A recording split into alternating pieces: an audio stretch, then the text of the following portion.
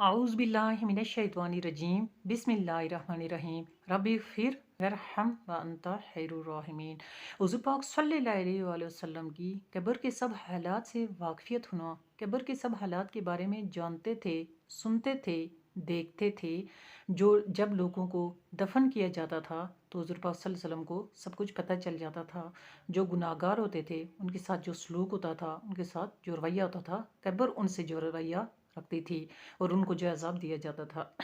حضرت زید بن ثابت رضی اللہ تعالیٰ عنہ بیان فرماتے ہیں کہ ایک مرتبہ حضور پاک صلی اللہ علیہ وآلہ وسلم اپنے خچر پر سوار ہو کر قبیلہ بنو بخار کے ایک باغ میں تشریف لے جا رہے تھے کہ راستے میں ہم بھی ان کے ساتھ تھے،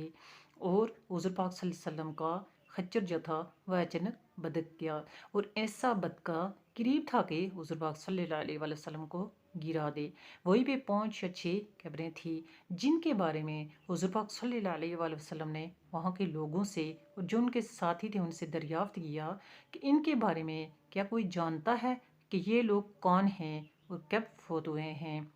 وہیں پہ ایک آدمی تھا جس نے عرض کیا کہ یا رسول اللہ صلی اللہ علیہ وآلہ وسلم، ان لوگوں کو میں جانتا ہوں، میں پہچانتا ہوں، یہ لوگ زمانہ شرک میں فوت ہوئے ہیں۔ تو اس پہ حضور پاک صلی اللہ علیہ وآلہ وسلم نے ارشاد فرمایا کہ مجھے اس بات کا ڈر نہ ہو کہ آپ لوگ ایک دوسرے کو دفنانا چھوڑ دو گے، تو میں اللہ تعالیٰ سے ضرور دعا کرتا کہ ان لوگوں کو قبر کے اندر جو عذاب ہو رہا ہے، جو میں دیکھ رہا ہوں، جو میں سن رہا ہوں، اللہ تعالیٰ سے دعا کرتا تو آپ بھی ان کے عذاب کو دیکھتے، ان کے عذاب کو سنتے، اور آپ کو پتہ چلتا کہ جو لوگ گناہ گار ہوتے ہیں قبر میں ان کے ساتھ کیسا سلوک ہوتا ہے، کیسا رویہ ہوتا ہے۔